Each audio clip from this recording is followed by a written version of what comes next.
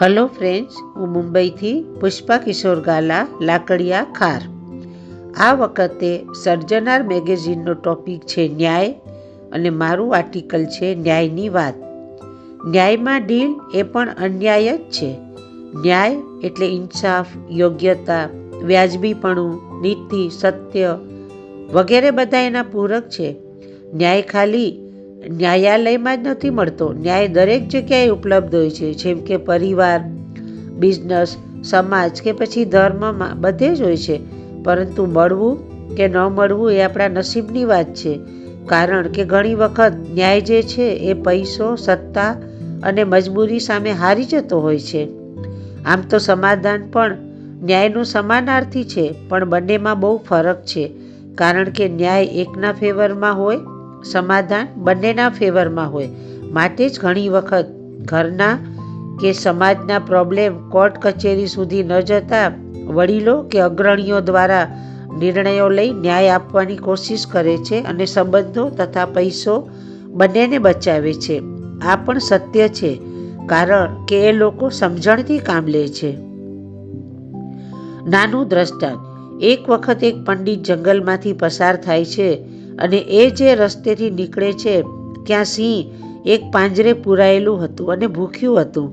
એટલે પંડિતને સિંહે આજીજી કરી કે મને અહીંથી નીકાળ તો હું તારો આભારી રહીશ.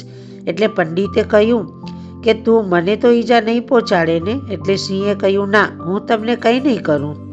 પંડિતે સિંહને બહાર કાઢ્યો અને એક તો ભૂખ્યો હતો અને સામે જ શિકાર હતો, એટલે એ તો તરાપ મારવા જતો હતો.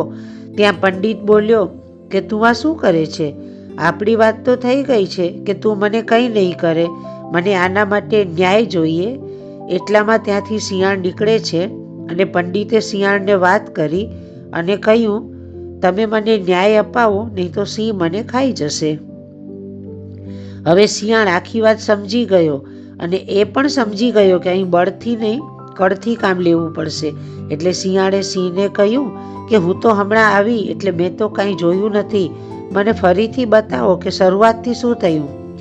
એટલે સિંહે કહ્યું કે હું પાંજરામાં હતો અને પંડિત અહીંથી નીકળ્યા. શિયાળે વચ્ચે જ વાત કાપીને કહ્યું, એમ નહીં, મને એક્શન સાથે બતાવો. અને સિંહ ફરીથી પાંજરામાં ગયો. એટલે શિયાળે બહારથી કડી મારી દીધી અને પંડિતને બચાવી લીધો. સારાંશ: શિયાળ જેવું શાણપણ હોય તો ન્યાય મેળવવું મુશ્કેલ નથી હોતું. न्याय की पाठशाला वही चलती है जहाँ राजनीति और गणित के विषय नहीं होते. न्याय અને અન્યાય વચ્ચે ફક્ત એક અ નામના શબ્દનો ફરક છે, પરંતુ એ અ ખૂબ શક્તિશાળી હોય છે અને ઘણી જગ્યાએ એ ન્યાયને હરાવી પોતે જીતી જાય છે.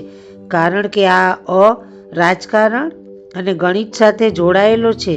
એટલે સામેવાળા વ્યક્તિના દિમાગમાં જો રાજકારણ અને ગણિત ઘૂસી જાય તો ન્યાય પાંગડું બની જાય અને અન્યાય અતિ શક્તિશાળી બની જાય છે.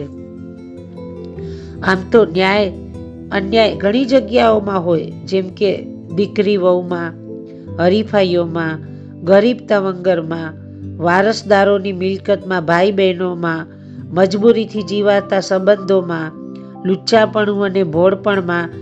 એવી રીતે ઘણી જગ્યાએ આપણા જીવનમાં જોડાયેલા હોય છે. આપણે પણ ન્યાય મેળવવા જતાં ક્યાંક અન્યાય મળી જતો હોય છે અને ક્યાંક અન્યાય કરી પણ બેસતા હોઈએ છીએ.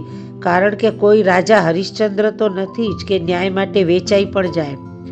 કુદરતના ન્યાયનું સ્વરૂપ શું છે? નીચેવાળા કરશે જેવો અન્યાય, ઉપરવાળો કરશે એવો જ ન્યાય. પહેલાં ઉપરવાળો ચોપડો લઈને બેસતો એટલે ન્યાય આવતા જન્મમાં મળતો, પરંતુ હવે તો ઉપરવાળો પણ લેપટોપ વાપરે છે એટલે ન્યાય પણ આ જ જન્મમાં આપી દે છે. કારણ કે જે હરામનું લઈ હજમ કરી બેસે છે અને હાય લે છે, ત્યારે સમય એને ન્યાય આપે છે અને સમયને સાક્ષીની પણ જરૂર નથી પડતી. છાતી કાઢીને ચાલનારાઓને કમરથી બેવડ વાળી દે છે. માટે કોઈને અન્યાય કરીને ખુશ થવું એ મૂર્ખતાની નિશાની છે. આજે સમય બદલાતો રહે છે. ગરીબોને અનાજ ખાવા નથી અને અમીરોના પ્રાણીઓને વીવીઆઈપી ટ્રીટમેન્ટો મળી રહી છે. આ અર્થતંત્રનો કેવો ન્યાય? જગતનો તાત આત્મહત્યા કરે અને બૈમાનું મર્સિડીઝમાં ફરે. આ કેવો ન્યાય? હકના નીકળતા પૈસા લેવાવાળો હળધૂત થાય અને પચાવનારો પાવર બતાડે. આ કેવો ન્યાય?